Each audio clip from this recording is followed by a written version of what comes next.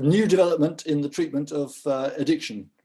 Yeah, that sums it up, and this is part of the series of Medicine Outside the Box, where we're going to hear about new developments and things which are going to become important in the future, even if they're not quite mainstream at the moment. But and this looks like an exciting development. So over to you, Jan. Thank you. Thank you. So I'm screen sharing, hopefully you can see it. And the reason I've switched from talking about all the exciting things that psilocybin, MDMA, ketamine, and so on could offer is they are offerings, bluntly, that the NHS won't see for about at least 5 years, if not longer. I say that in the context of cannabis being nominally licensed as a medication, sort of medical cannabis within the NHS. 4 years ago by the Home Office at the time, and the way the Home Office put the strictures round when they last had questions on this in December, one of the MPs tactfully pointed out that only 3 patients had had medicinal cannabis on the NHS in the last 4 years.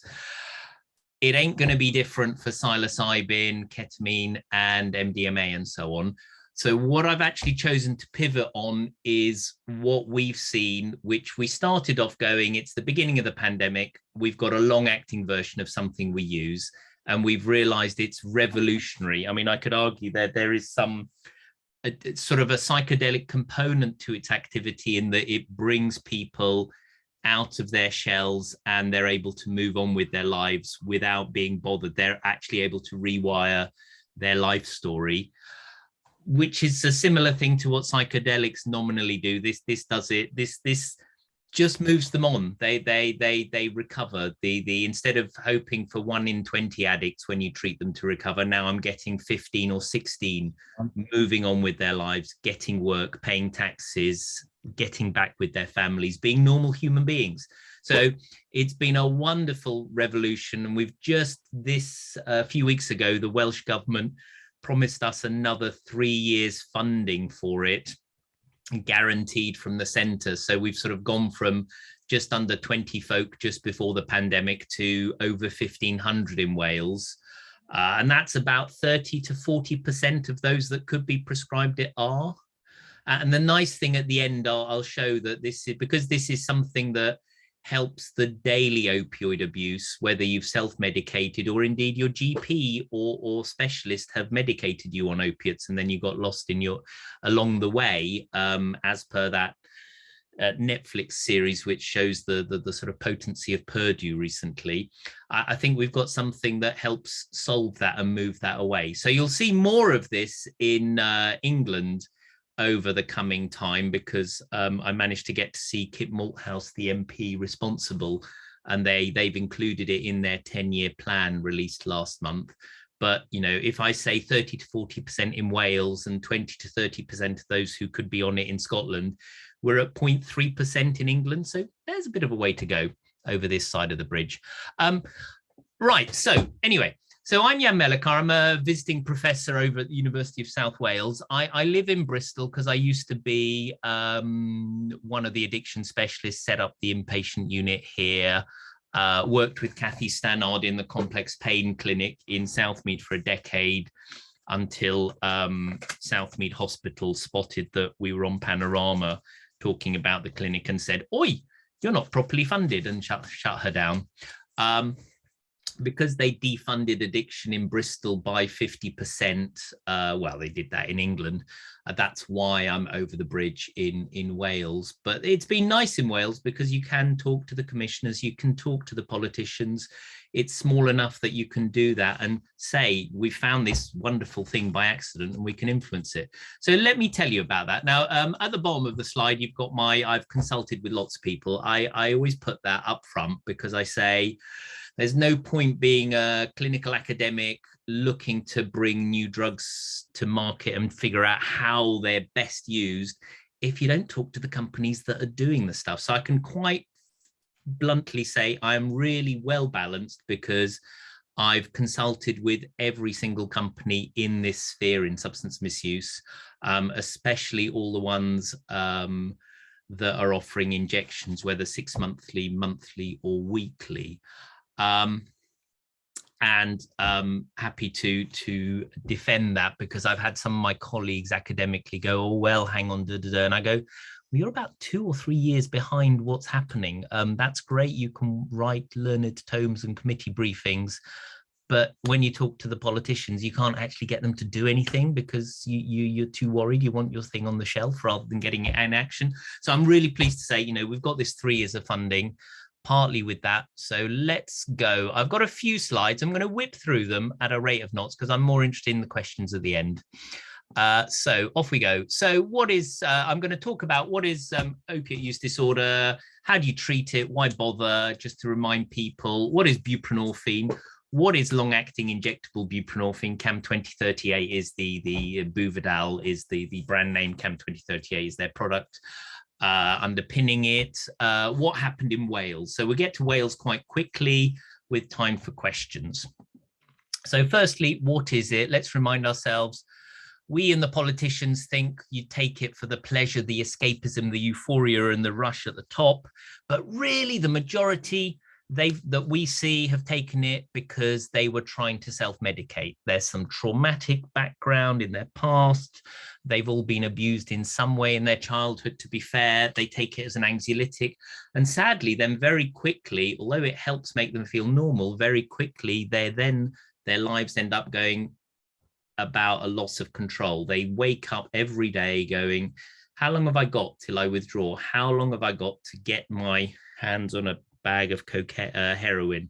How long have I got till I need to go to the GP to tell them my tramadol's running out, and pretend that it's my back pain again, so that I end up almost at the ready for some neurosurgery because nothing seems to work apart from the tramadol.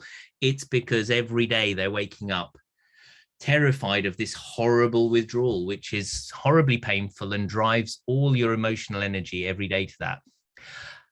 And part of that as well is, very briefly, you can see the brain circuits are changed when you do become addicted. You can do some neat scanning saying that, you know, some of the important parts of your brain, in green, the orbitofrontal cortex, that's where things happen, emotion happens. And you can have if you have, for me, if you come across chocolate, I can say very quickly in saliency terms, oh, this is an important thing. The nucleus accumbens fires up. And my memory in the amygdala will say, oh, yes, you enjoyed that, Jan. But my control center, my prefrontal cortex, will say, well, you are foolish enough to be trying veganuary this month, so you can't have that milk chocolate, put it down. And it draws a big red arrow of negative control down to the orbital frontal cortex. Unfortunately, come next month, when I'm free of this thing, I can take the chocolate and go stuff it, because the saliency will be really important. I've been away from it for so long. My memory of it will have grown and reinforced things. And to become addicted, I really need to send a super signal, which also says the nucleus accumbens sends a signal to actually shut the blood flow down to the control center, the prefrontal cortex. So what you actually see is something where you literally just can't say no. The orbitofrontal cortex says go, go, go. So that's another problem with dependency. And then with that, you sometimes also have a view that, okay, you can be in that land of dependence and you can spend 2 weeks, 1 to 2 weeks in all, climbing that mountain of detoxification, and then you can skip free in the land of drug free. And that's what lots of private patients go to the Spire for, or to their feng shui health clinics hidden away in the Swiss Alps to detox magically, and then they can skip off. Sadly, that's not the truth of it. You can have a molehill of detoxification there in the bottom left-hand corner, and actually, I can detox anyone from anything. Some of these clinics, honestly, I don't know what they're doing or what doctors are employed by them, but it's just doing rubbish. But actually, you can detox. You won't be guaranteed to be clean as soon as you leave the gates of the hospital, because actually you need a lot of mountain of effort. You've got all of these triggers of, I've learned to use these drugs to just numb stuff, to sort out my withdrawal symptoms from opiates. So the moment I leave, if there's a trauma or a trigger or a problem, if I haven't got a plan B, I'll reach for my standard plan A. The orbital frontal cortex will shut me down, and away we go. Hey. And it's so easy to lapse, sadly. So it takes about 3 to 4 years really to just get the nail on that. And that's the same with all drugs. It's you know, the relapse rates are about, you know, 20% left by the end of the first year are in treatment.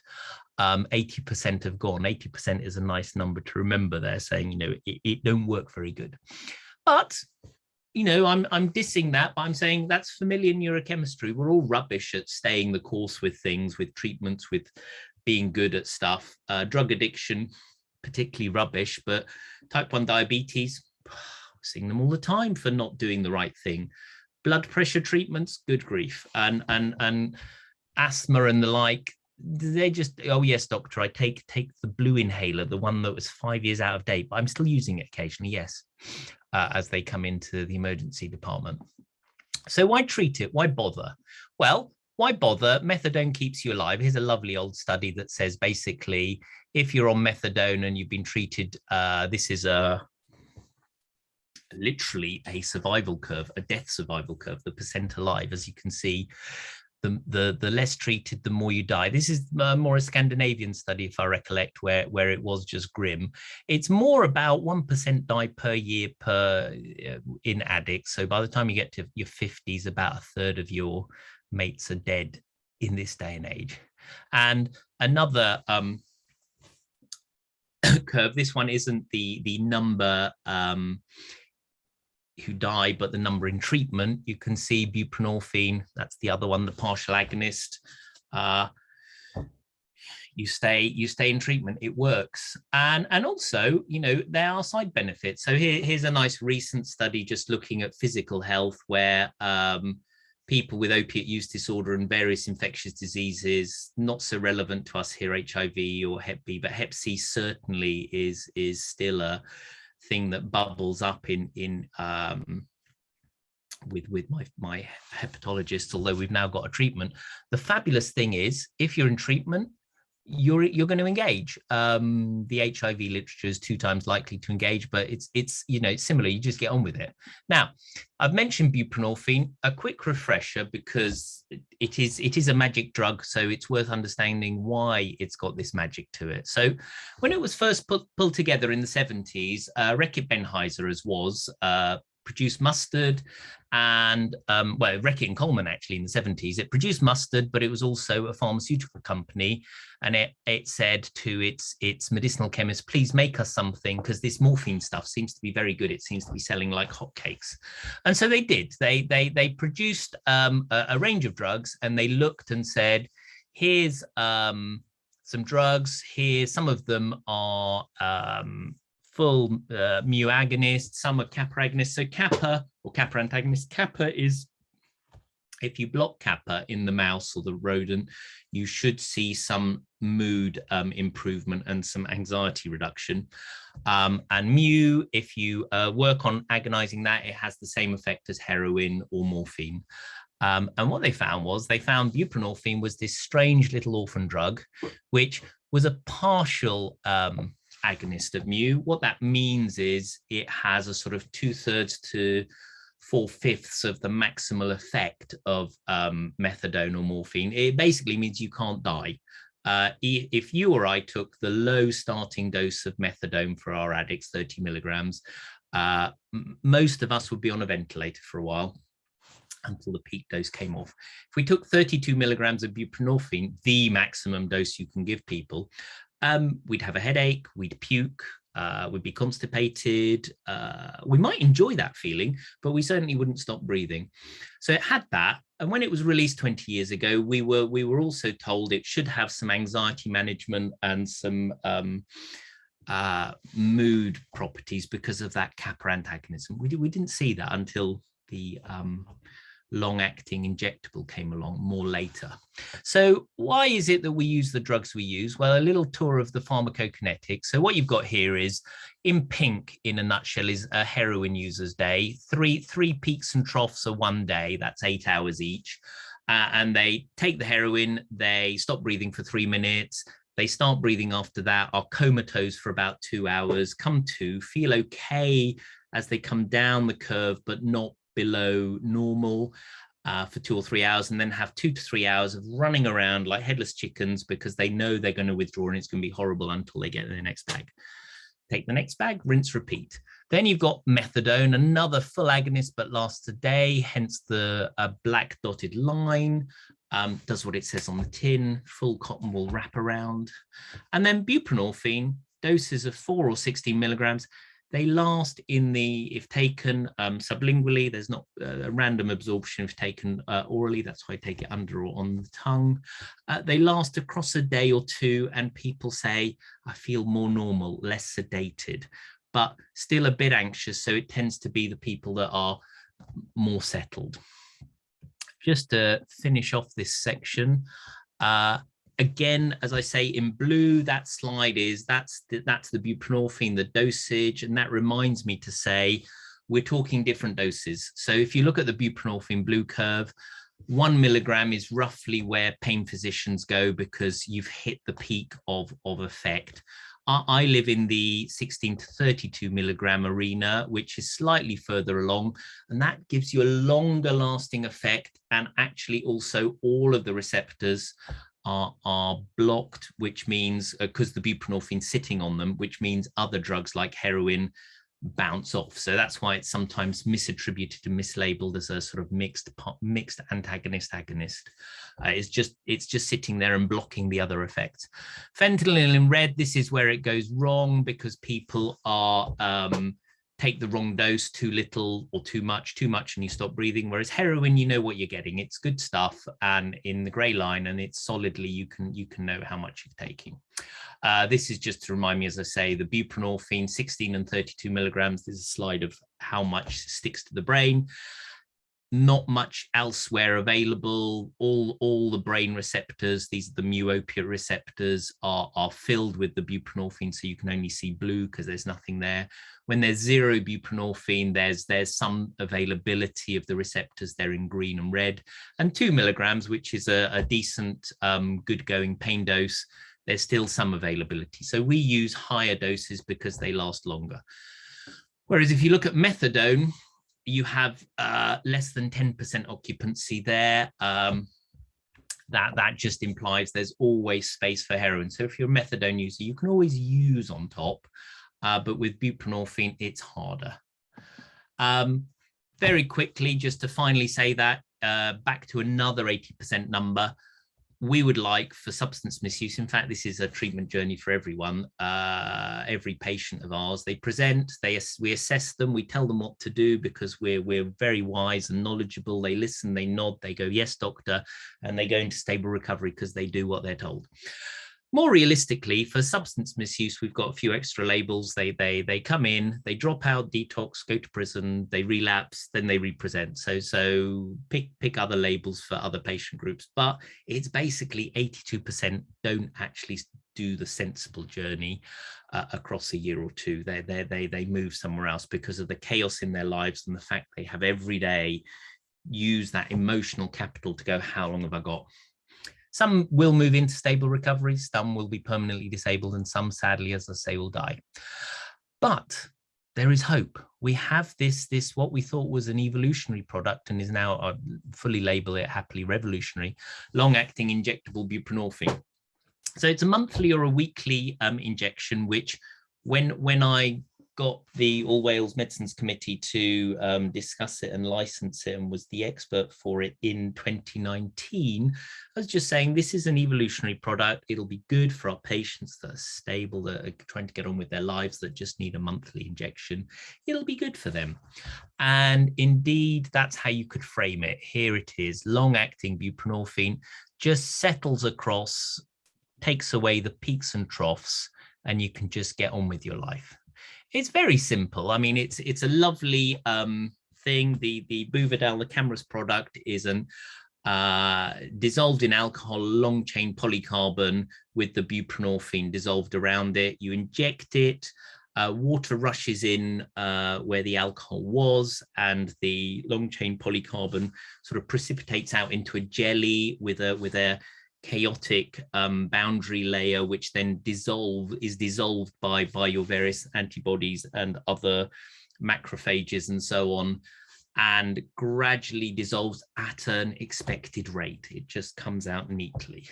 And the companies have shown that, so you can say it just works. These are trials which were specifically designed to say it's the same as the oral stuff. You know, we've chosen some nice, stable people on buprenorphine because they're stable, because we need to show the FDA and EMEA they're stable and doing quite well and not too badly. And, you know, we've shown they do as well. And actually they're reporting that it's actually better, but we're not really minded of that, because we know we just want to show it's just another, it's good for somebody who's stable. And you can see that when you look at the blood levels which they've looked at. So in blue is the daily dose of a sublingual they had as a comparator, a peak and a trough, a peak and a trough, and a peak and a trough. And you can see with the weekly version of the long-acting injectable, it's repeated the same for the monthly. You have it gets going within an hour, locks to a level at 4 hours, stable dose level for at least 7. To get the license, it's at least 9 days. But why am I wittering about it? Why have I stopped talking about psychedelics and instead pivoted to going, here's a revolution? Because I'm seeing it change people's lives. Here's one of the first people I've come across. I mean, I've now started well over 100 people, given well over 400 injections. The picture doesn't change. Every patient, you know, is pretty much the same, but this is a perfect example. Here's Anne. She, prior to being given Buvidal, she was injecting 100 pounds of heroin and crack in her neck and lower legs. She'd had 3 children in care. We tried her on buprenorphine and methadone repeatedly. She was on that revolving door thing of homelessness, prison, probation. Her mum would be roaming the streets, sometimes handing out pictures of her for the police and the homelessness services, saying, you know, if you find my daughter dead in the gutter, at least you know who she is. She was costing our services a lot because of her injecting leg abscesses and allied cardiac problems, and that was her. You know, everyone had tried and we kept trying because it was just a sad story. And just look at that face and look at what happens next. Okay, this is her since Buvidal. She is somebody who stopped using heroin and crack within a week, reconnected with her family, actually restarted in not just one job, but 2 jobs. She met her fiance in one of the jobs, so she's now dropped to just one job. She paid her taxes. When she became happily pregnant, it caused all manner of conniptions in the social services, because they said, well, we took your last 3 children into care, actually into the care of her mother. We need to rush into doing this. And about 20 weeks into the pregnancy, they sort of shamefacedly said, well, we haven't really got a form that says you're doing fine and we've got nothing to do. So we filled in the form that we normally give to the judge, which is, you know, you're bad and on crack and we need to take the child into care. And we've filled in saying you're a normal human being who's doing well. And actually we've got our manager to also say he agrees, because actually we're a bit worried about it.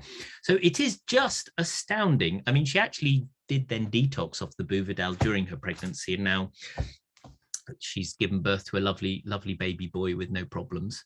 And she's just gone on with things. She's just gone with life. You know, she's a person who said when she was using heroin, it was all about the withdrawal. She was street working, and at 4 a.m. she'd make sure she walked down to the docks, because she always knew there was gear available at that time. She didn't care if she was beaten up or raped along the way. Didn't matter, because the thing is, if she had that bag, she knew it would be under her pillow when she woke up in the morning in withdrawal, and she could just take it. And that was her focus every day. Stop that focus, stop that daily drowning.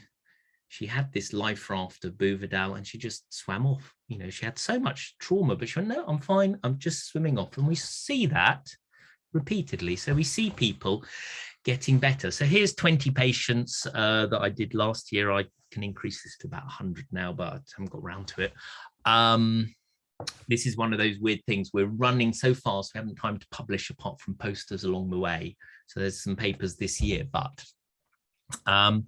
yeah, you look at the clinical global inventory, which is how is this person doing to the clinician looking at them. And when we see these people and start them, they all have severe disease. They're all like Anne there. And then you measure change from that. We see them a week later for them to have their first monthly dose, and then see them every month. And as you can see, it's astounding. They're just much better at week one. You know, how do you rate somebody where you see them as a sort of helpless, hopeless hobo? He comes in, he has his week of Buvidal, and a week later there's this chap cycled in his hard hat and fluorescent work vest because he's been taken back by the foreman of the company that dropped, building site company that dropped him 2 years ago for heroin, because he's better and he's back at work, after being taken in by his Welsh mother, because she also has said he's fine, he's on. You know, I didn't recognize him in the waiting room when I saw him. And you kind of go, how do you do that? How do you do that? And I'm sure there's some of that kappa antagonism that I mentioned earlier that may well be the thing that's actually being activated. So they've got this flattened non-craving, this complete blockade in effect of all the receptors, so they can't use any heroin even if they try. And they've got this reduced anxiety, and therefore they're able to just get on with their lives. And do they like it? Do they stay with the program, or are they like the 80% that drop out, as I mentioned earlier, within a year or two? Well, here's some data. At a year, we've got data for out of a year. We've now got approximately 25,000 patient days on it. And we were graphing these Kaplan-Meier survival curves of, you know, how many people stayed in treatment, going, is there a difference? Is it, who do we start this on? Who's it best for, Jan? And I was going, well, luckily at the beginning of the pandemic, what we had was an ability to just give it to everyone, because we wrote to Welsh government and said, please give us Buvidal, because we need it to stop people going to the chemist. And they did. We were very lucky. And we gave it to everyone. And here you can see the benefits of that. Whether they were coming in off heroin, off methadone, off buprenorphine, it wasn't a case of, if you're already quite stable on buprenorphine, you do quite well. And on methadone, well, you're a bit less stable, so you do well, but not as well, and so on. Actually, they all did well. They all stayed in treatment. We've got actually over 80% retention at a year, and that becomes 95% retention if it's when you start counting after the second dose. So have they come back at a week for their second dose? If they have, nailed, it's fast rate. I think that's because they come for their first dose and then they're sucked back into their lives, with their chaotic lives within a week. And then some of them come back a few months later saying, well, I've sorted myself because actually that was brilliant. I just couldn't get back because I was in prison or running from the drug gangs or something. So what about trauma, detoxification and pain? This is partly why I'm just sort of going, this is marvelous. This is a revolution. They just get on with it because it's a game-changing step for some of them. The stability is really roughly what about half need for recovery. You know, my clinical psychology colleague was having conniptions when we started, because she said, Jan, you're going to give them a month's worth and they're going to have their traumas clear-headed, and they're going to be stuck without being able to use on top. What are we going to do? Luckily, actually, there's that anxiety relief. And so what actually happens is about half just go, well, look, you've given me this life raft. I'm back at the surface. Hey, my swim technique is quite good. I'm not drowning. I'm swimming along. Leave me alone. I'll just come in every month for the injection. Caused no amount of issues with my staff initially, because they're going, and they haven't turned up for their key worker appointment. They're just turning up for the injections. What have you done? And it made me realize we actually work in a field where we go, if you don't turn up, something bad has happened. You've gone on the crack. You've gone to prison. You've gone to A&E. You've been taken into care. Something's happened. As opposed to these people aren't turning up because they're in jobs. They're with their family. They're doing well. They're attending clinics. So in the first year, they attend roughly the same amount of clinics as in the year before, but instead of attending the emergency department and the acute mop you up services, they're actually attending to get their Hep C sorted, to get their COPD sorted, to get things done and fixed that should have been fixed a long time ago. There are some that have trauma, you know, of those 20 that start, say 10 tell you to bog off, a bit like the PTSD work where half from a traumatic event just want to get on with things. So we've given them that capacity to get on. Of the other half, about 70-80%, they need some trauma-informed support. So it's sort of trauma training on how to manage anxieties here and now, and catastrophic thinking and sudden flare-ups of thinking. But most of them don't want to deal with the background stuff and are happy just to move on with that support. And we've been very lucky in that Wales has just funded for every single drug and alcohol worker a 10-week program of trauma-informed retraining and training. So they'll all be trained within this calendar year on that. And then 1 or 2 out of 20, they need proper trauma-focused work. And my clinical psychologist jumps for joy because she says, and they all attend. They come, they focus, they attend on time, and it may take 15 to 20 sessions, but they work through it and done. Detoxification is straightforward. I'll show you in the next slide. It's basically the dog that didn't bark. It's such a long, smooth detox. They don't really notice. It sort of dribbles out of the system at week 7, 8. And pain, that's another dog that didn't bark. We're just not seeing anything. A bit like when buprenorphine first came out as a partial agonist 20 years ago. I was writing guidance to go, oh my God, something bad will happen, and the hospitals want me to write it, but I'm not seeing it. And you just don't see it. You just need maybe to look at alternatives to opiates or slightly higher doses of the usual opiate, because you're looking at peripheral mu opiate receptors acutely. And so you can still get to those. And again, actually pain, chronic pain, I've seen similarly revolutionary changes in people on tramadol and codeine that have come to the clinic. One lady on tramadol, she'd been on it since 18, and I was seeing her at 25, having gone through all the pain clinics, being teed up for surgery on her lower back, but also on lots of tramadol, which had sort of escalated, and she was just chasing the tablets and deciding how long she'd got. Buvidal, a few months later, nothing. Reconnected with family, reconnected with work, working on with things. And when she had pain, as she said, I still have low back pain, but I know what to do. I do what the physios tell me because I know opiates don't work. She's just moving on with her life. It solved the chronic pain problem beautifully. That's the next thing. Detox, as I say, so look at the base, it's time in days. So heroin, it's a crap 1 or 2 days. So once you're on it, you feel awful. It's horrible. The withdrawal severity is awful. That's why you just don't last. Methadone, it's 4 or 5 days and it's horrible. So you do need to be an inpatient to survive it.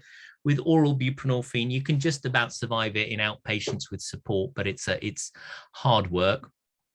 With long-acting injectable buprenorphine, as you can see, recalibrated the scale to be monthly. At about 7 to 8 weeks, you have 3 or 4 days of 2 or 3 symptoms, maybe, if that, it really comes out so smoothly, people don't notice it. So maybe a way of framing it is, it's not this, as I said, it's not that, and it's not those drugs that help at those parts of it, but it's a recovery bridge. It just gets you across to where you need to be and lets you stay there. So people do detox, but actually they also come in monthly because they go, I'm just coming in monthly. I'm getting on with my life. My life is just fabulous. Thank you, doc. Best success story recently was a completely chaotic patient that one of my colleagues in general adult psychiatry saw and said, oh my God, basket case forever. And I told her 3 years later that there she was 2 years into looking after twins whilst being on Buvidal and doing incredibly well. And she said, I just can't believe that. That can't be the woman I saw. Just lets them recover and move on. So it's a revolution rather than evolution. Half just get on with it. The rest want to engage with sorting. They're in work. They have stable relationships. They're healthy. They're normal. You've got to actually assume the best with Buvidal or CAM 2038. So let's just think about that. It stops the daily opioid despair. People have that energy to move into recovery and treat their other problems and chronic illnesses. I'm going to leave you with some patient quotes briefly before we go to questions, because they're the ones that won over the politicians locally. We've got 3 years funding because I locked the deputy health minister with one of my patients and her mother. initially for 15 minutes, but she just kept listening to her. 45 minutes later, her brief said, no, you need to get out, we're running late. But she could have just talked forever because this was a real person who had done well. And, you know, one of my patients says methadone is just legalized heroin. It's still running your life. And it's just people, places and things. And this drug, Buvidal, gives you the chance to get out of that environment into a totally different headspace.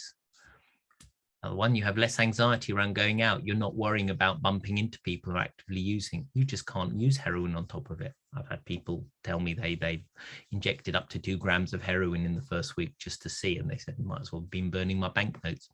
Even if you wanted to get high, you can't. It's just amazing.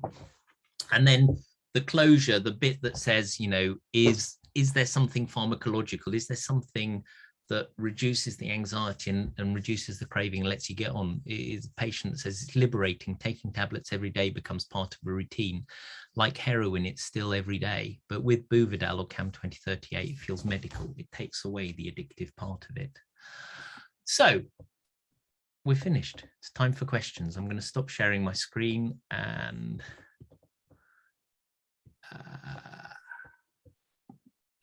see if anyone wants to talk to me.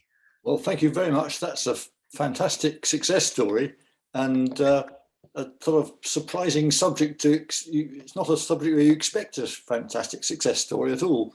So I'm blown away. You know, 25 years in the job, and I'm going, wow. The right pair of lungs with the right enthusiasm and the right knowledge to go, holy crap, what have we got? Well, they've got one question though. If it can get people out of this fix, how about stopping them getting into the fix in the first place? If, for example, people are needing high levels of analgesics and they don't want to get stuck with a dependency, can you use it as an alternative to analgesics? Yes, the company's actually got it licensed as in moderate to severe lower back pain. They've done all those studies saying it works just the same as all the other opiates. And the discussions I'm having with their CEO is to go, no, what you need to do is do some sort of pivotal studies saying, no, exactly what you're saying, instead of being on this as another opiate, but one which you can detox off quickly, you could swap people on chronic opioids onto this, stabilize them, see what we see with the people we've given it codeine and tramadol transfers to, and then watch them settle, stabilize, and then go, and Dr. Melichar, can we detox now? So yes, you're bang on. You could. Thank you. Any other thoughts or questions from people? Please unmute your microphone if you'd like to comment. Yeah, Monica, can you unmute your microphone? Yeah, Monica, you aren't.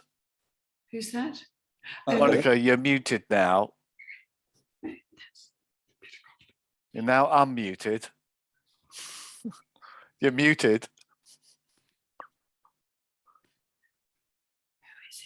It's Monica Black.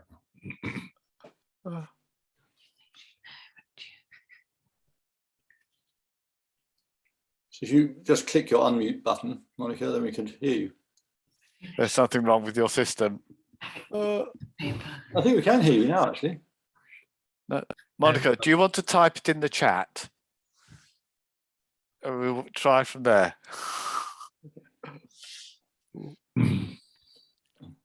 Stefan. Well, I just thank you. I can lower my hand now. I've managed to raise it. But what a wonderful tale! And we had over 300 known heroin addicts in our practice, and I thought the policy was a counsel of despair, and results were dreadful.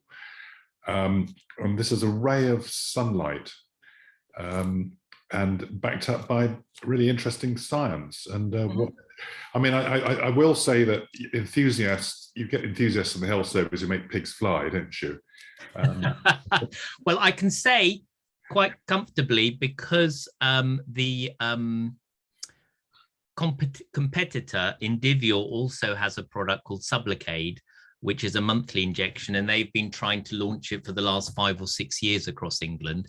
There's quite a few other clinicians dotted around England who have seen what I've seen, and even some of the most cynical. So when I was talking at the UK Drug Summit, it was nice because you had what I've just given you, my enthusiasm, but you had other clinicians to verify that it wasn't pigs flying.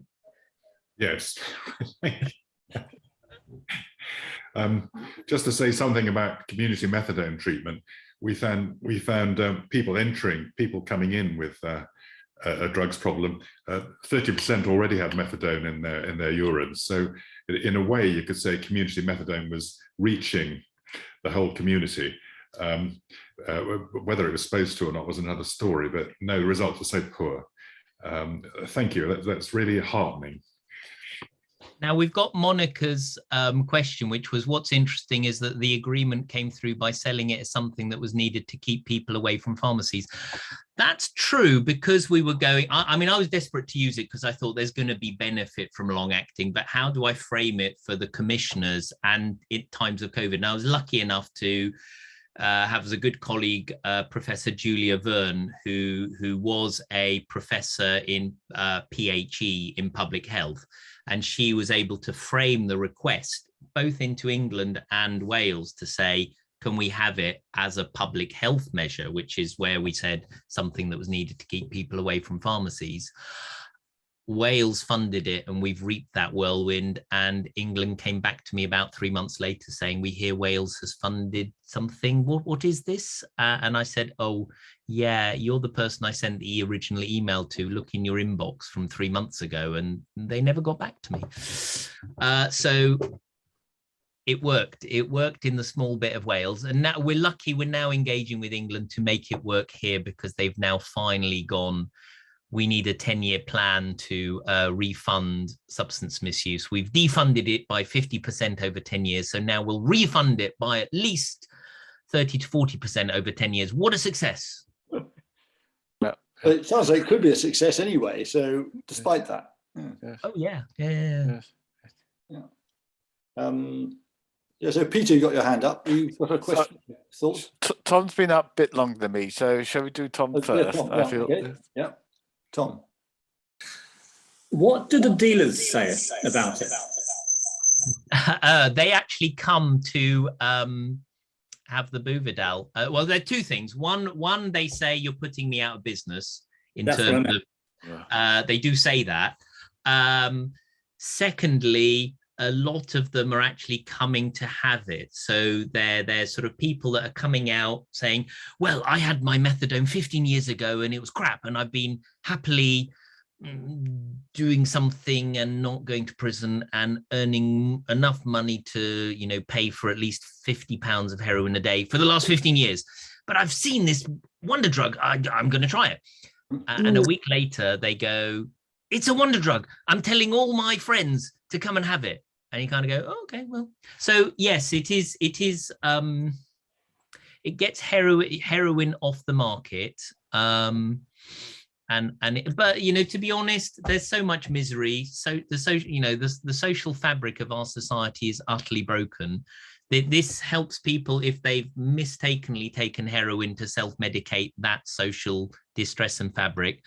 I'm not going to be needing, I'm not going to run out of, sadly, patients, and the dealers are not going to run out of new people wanting it, because, well, we're all doctors. We've seen just how bad it's got over the last decade. It ain't getting better. So you're keeping them happy. Well, it's nice. I've got a treatment that actually gets them to the surface, but does replace, they've self-medicated with the heroin and it went wrong. And now they're actually balanced and here with where they are. And half of them just go, well, that was I turned the wrong way, and I've got the resilience to move on. I've still got that energy and resilience and recovery capital. And most of the other half say, okay, my swim stroke in this sea of normality is a bit crap, but with a bit of coaching, I'm all right. And there's only one or two really crap swimmers. We have to ask the where's the catch. If anything sounds like it's too good to be true, it normally is. I mean, genuinely, no. I'm really struggling because I kind of go, I'm desperate to fly it with treatment-resistant depression, treatment-resistant psychosis, treatment-resistant mental health generally, the patients that are stuck in forensic services and you don't really know what the diagnosis is, because the opioidergic system influences the serotonergic and noradrenergic and dopaminergic system, which is ticks all the boxes for my illnesses. You know, they're Harley Street doctors. There's been a clinic in Belgravia for over 100 years flogging opiates to the well-off who could afford it, because it's brilliant. You get onto heroin and it takes away. It's an emotional cotton wool. It has the downside of then it feels awful when you're off it. Is this something that could help some people? Because it's not addictive in the sense of it's as addictive nominally as cannabis, in the sense the coming off is so slow you don't notice, and that's the bit that makes you want to use more. You know, crack is more addictive than Michael Gove's cocaine because it comes off fast, whereas, you know, Michael Gove takes his cocaine and it keeps him going for 4 to 6 to 8 hours. This comes off over 7 to 8 weeks. Yeah, it's great. I'm gonna have fun trying to figure out how far we can go with this, because I'm trying to find the downside. You know, you can't die from it, you can't use on top of it, you can't, you come off it nicely. It stabilizes you, reduces your anxiety, reduces your craving. When will you be? So Peter, I think you're next. Okay, I was just going to say, it's wonderful, it's not addictive. What's its legal status at the moment? Could GPs prescribe it? Because GPs must be hitting this all the time. Oh, yeah, no, okay. So GPs could prescribe it in terms of with the right licensing, but because it's an opiate that is, so it's a licensed opiate, so it comes with all of that stuff around it. It costs more, specifically if you're looking at price of product, but just a little bit more if you're looking at price of drug plus doling it out in the pharmacies. So that's been a struggle in various CCGs and so on, in terms of they don't understand that it costs 2,600, oral buprenorphine costs 2,400, and methadone costs £1,800. So it's a little bit more expensive, but not a lot. These prices are not the prices of what you buy it for in the BNF, because I've added the prices of giving it in pharmacy. You know, if you had the prices excluding pharmacy, you'd go, this costs 2,600 a year, buprenorphine costs 1,600, methadone costs £800. And so they're going, oh my God, it's so much more expensive. So that's one of the issues, but that's about it, really. I mean, you know, honestly, I haven't managed to convince politicians in Wales to give me 3 more years at this level of funding, having been at less than 20 patients in 2019 and now 1,500, because I'm a zealot who wants pigs to fly, or an industry plant. It's because I try it, I'm enthused by it. Other doctors try it, they're enthused by it. The patients are enthused by it. The politicians see that and understand it. Just, you know, at the moment, I'm talking to the Director General of Probation, because for them, it's a beautiful win. If they can jab people at the prison door gate as they leave with a monthly, they won't die that month as they leave prison and overdose accidentally, because you need some opiates in your system to add to the alcohol, to add to the benzos to kill you. You can't do that with Buvidal. So they're going, this is great. If we can sort out at the gate, then in a year's time, we can report a massive improvement in people not dying. Still crap lives because they haven't funded that. And, you know, part of me is incredibly sad about that, but another part of me is going, actually, but no, I've given them Buvidal and half of them are just going to be turning up for the next month's dose and moving on with their lives because we've freed them of these handcuffs. So can you get it in Bristol? yeah, no, it's prescribed for 20 homeless people, and the GP that's running it says he's like me, just completely going, holy crap, this is the best drug I've ever seen in my life. What is going on? Yeah. Charles, can you come in now? Yes, I'm interested in the price for one thing. For another thing, how long, your average patient, for how long would they continue with this at whatever it was, $1,600 a year? Yeah, so the problem with the people on the £800 a year methadone, which actually is more like 2,000 once you include pharmacy costs, which are hidden away, or the 1,600 oral buprenorphine, which is more like 2,400 if you include pharmacy costs, or the 2,600 injectable, which is 2,600 if you include we inject them 12 times a year costs. It doesn't go to the pharmacy. With the oral buprenorphine and the oral methadone, there's a churn. They fall over. They drop out because actually you're just replacing one of their daily how long have I got with another. All of them say when they're on the Buvidal, actually, even when I was on oral buprenorphine, I was still going, how long are the tablets? How long have I got?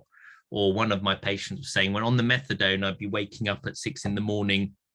for a dark 3 hours waiting till I could take my methadone. Whereas now I wake up at 8 o'clock and have a coffee and get on with my day. So they stay on it. It's been quite tricky because of the pandemic. So some have detoxed and gone on with it, but it's been fewer than I anticipated because they're saying, I don't actually want to detox just now because the pandemic's crap. But I want to get on and detox doc. And the ones that have got on have stayed off it. We're waiting for problems, if you like. I think one of the issues is whether it's in the long term, it's going to sort of solve the problem rather than just put a blanket on it.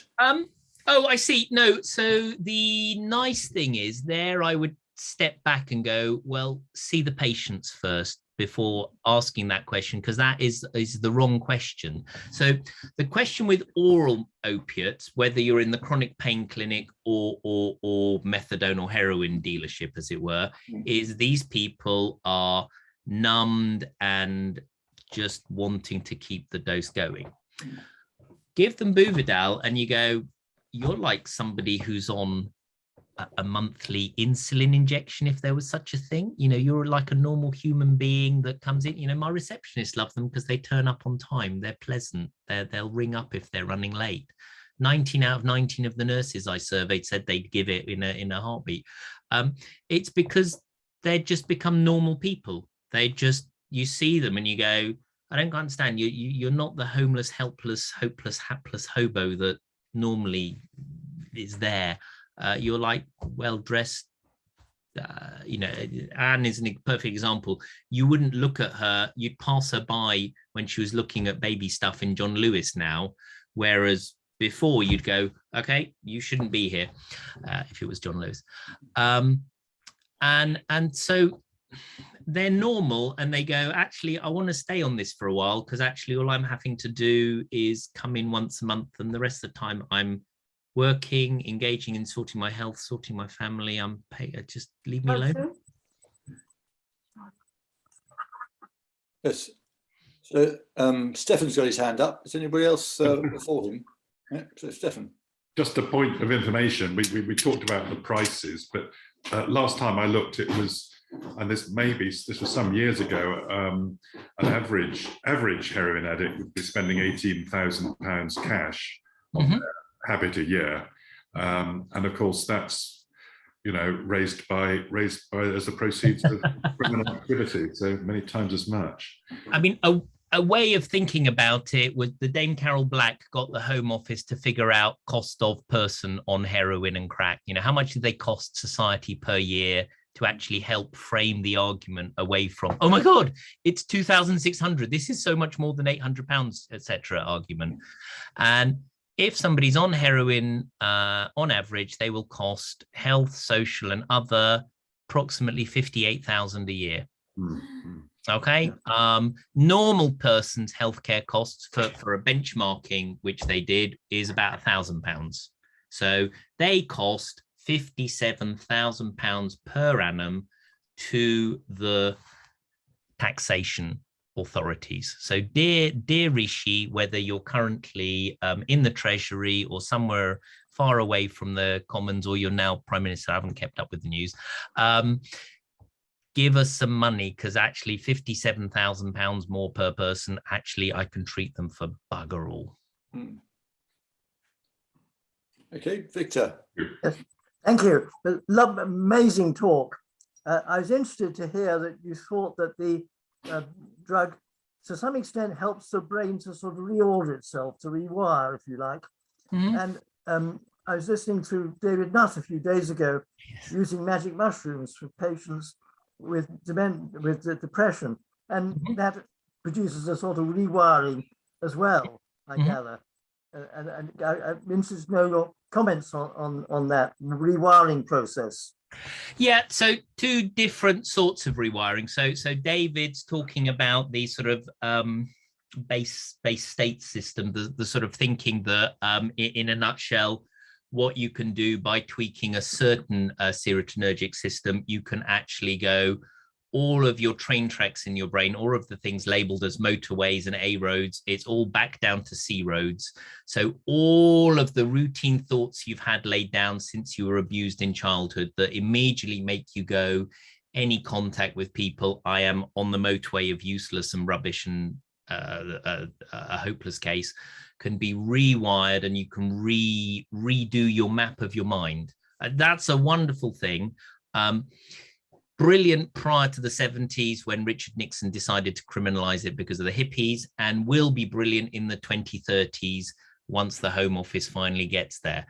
Unfortunately, we're in 2022, and I've got this one which does it through a separate doorway, which says these are people that self-medicated with opiates, whether through their GP for pain or whether through their dealer for heroin, and have got lost in a daily drowning. And I'm now using I've given them a life raft to float away and rewire their brains by moving on and doing good things and reinforcing positive activity, probably because of the kappa antagonism. You know, I'll throw in the word allostatic, which is just a posh way for my medicinal chemistry professor to say, well, actually it's flattened effect can have extra benefit, and it feels like that's happening. Seeing an extra anxiety relief, and therefore they do get on with their lives. So just one other question for me. How much do you think it's the pharmacology of the drug itself, or the duration of action and the stable level of it, that's really doing the magic? There's got to be some pharmacology, because I'm seeing magic at a week. You know, I'm seeing not just they're stable, but they're stable and able. So it's the able part. So they've come out of that daily drowning, but even if you stop draining down, you would expect them to just tread water as it like for a week and build up. Whereas I'm just seeing them going, I'm waking up, Dr. Melichar, and something's missing.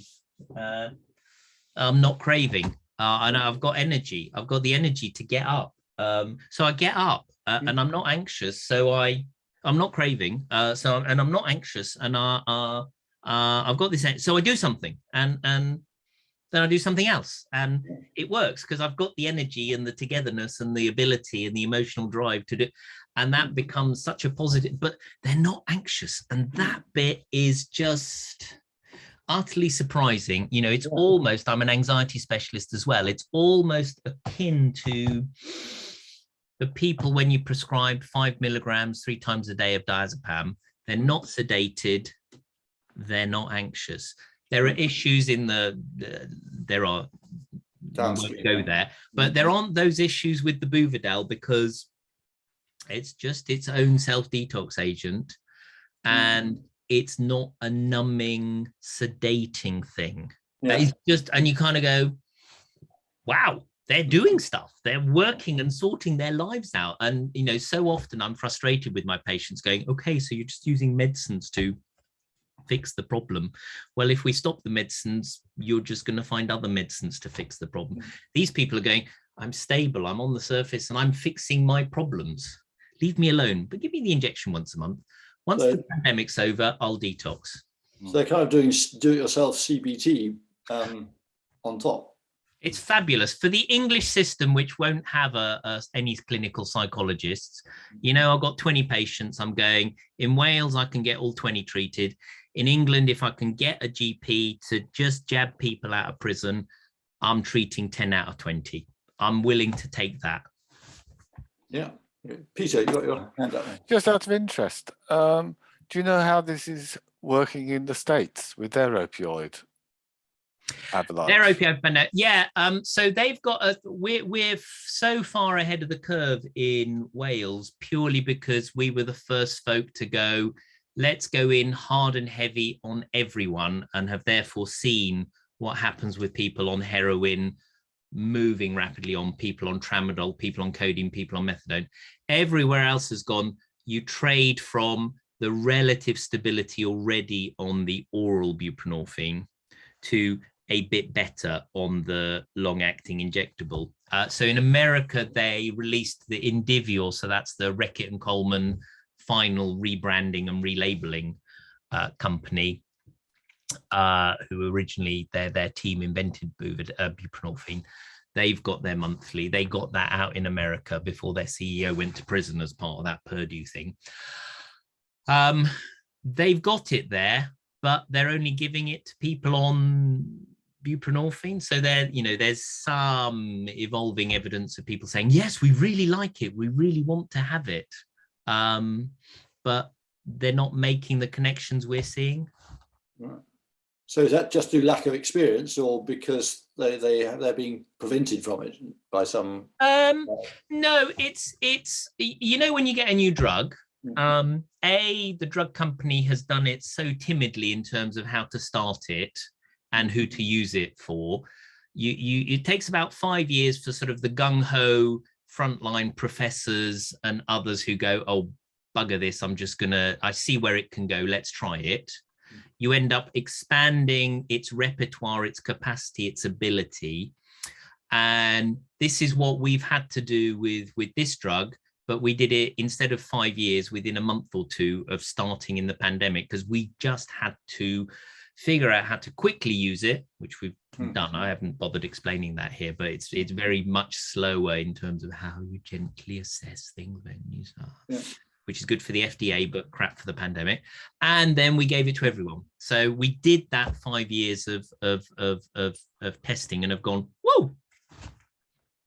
Yeah, great. Well, Victor's had his hand up for a while, and Jeff next.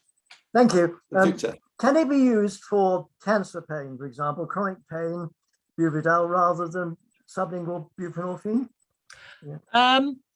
Yes. What I would so yes, yeah, absolutely. I'm not quite sure what exact effect it would have, because the problem is you're looking at two types of pain. You're looking for the acute breakthrough pain, where you probably don't have that as the peak pain happens. Because you've got a stable plateau dose, it might not have that extra benefit, so you'd need some extra other medication for that.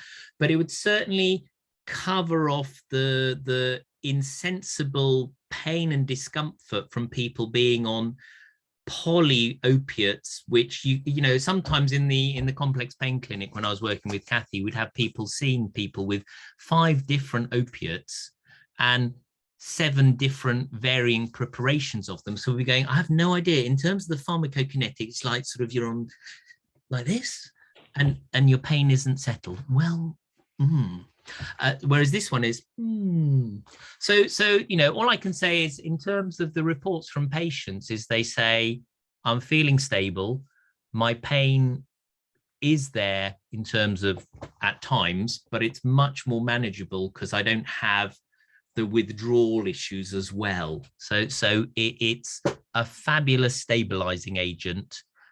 which you can then work on top stuff into. Yep. Thank you. So Jeff, then, thank you. Yeah, hello. I came for psychedelics, but really delighted to stay for the opioids. And this has been a little surreal because totally unexpecting this. My wife and I, there hiding there, actually binged a thing called Dope Sick last week, which we thought was phenomenal, which is about the Purdue and the OxyContin scandal. And you just mentioned America, which made me wonder. One question really, and then one thing we noticed and laughed at, and I'm interested in what you say. One is, have they actually tried this for the treatment of OxyContin addiction? And secondly, according to the box set, one of the main deceptions that Purdue used was to use a logarithmic peak and dip efficacy graph to show all the doctors. And I noticed that your graph of the peaks and troughs was actually logarithmic. So I went, my God, look, it's logarithmic. So I thought I'd ask you those two questions. Sure. I mean, what you use logarithmic graphs because you can compress it into something that's visible. Yeah. But you don't pretend and minimize things. So the Purdue mis-selling was well, criminal. You're basically saying this is a really strong opiate and I'm lying to you. I mean, it's a bit like tramadol. I mean, tramadol is another one who that should be ashamed, because the drug reps went round saying, oh, do you know, it's a really good SSRI and it's sort of a weak opiate, whereas actually it's really strong opiate and it's a shit SSRI apart from the withdrawal bit. So with tramadol, you get a double hit the next day. You're not just withdrawing from the opiates, but you're having that anxiety rush from suddenly dropping off your SSRI. And it's rubbish there, apart from that one side effect of it's a double dependency withdrawal problem. So yes, it will have been used for OxyContin addiction, and there'll be case reports of doctors saying this is amazing, but it's not licensed. So this is where I come back to, this is why I'm trying to talk to the CEO of this company. So it's quite lucky. He's the inventor of the blob technology, if you like. He did his PhD on the blob technology and then loaded up buprenorphine as its first, what can we use it for, and has now been riding that whirlwind. So he's quite open to talking about, well, we could pivot for the good of this. Whereas you talk to Indivior and they go, we're just out for the money, mate. We've got this long acting stuff. Nah, it'll cost 10, 15 million to get that. Like, we're not interested, we just need the money, sort of thing. So it's, if we can get the license done, which is, it is a fabulous, actually, we don't need the license, we just need some studies, because then doctors like the ones here will go, do you know, actually, I'm going to just transfer a lot of my patients onto it. Wow, the results are awesome. And actually transferring people on prescribed medicines is so much easier than when you banged your brain out with heroin. The people banging their brain out with heroin and methadone and so on are far higher doses because their brains are just blown out because you've been giving supramaximal physiological doses and things have rewired. Here, it's still within the normal realms and actually therefore tweaking and switching easy, and then they're flatline, they've got recovery capital, they just get on. It's just, you're going to see that in a few years. It's amazing. Thank you. Anybody else with hand? Oh, Stefan. You got your muted. No, I was just raising my thumbs in celebration, actually. Oh, right, okay. Yeah, this is one of the points where I go, I really should have bought shares here, but actually I don't, as I say, I just consult with all of them because I kind of go, this is great. I've got something that really works here and I can work with them to just make it good. And actually from the drug company's point of view, they're going to win because they're going to get more product. From my perspective, I'm going to see some of these patients just have their recovery journeys. And I kind of go, this is great. And from the politician's perspective, they're going to tick their box of going, look, people aren't dying when we release them from prison. Yeah. Can I just ask one more question about the use of it in sort of medical context? So you're talking about with the cancer patients and their chronic pain, you said it might not cover the breakthrough sudden pains, but from what you were saying earlier, does it mean that you then, if you need a further painkiller, it's not going to work?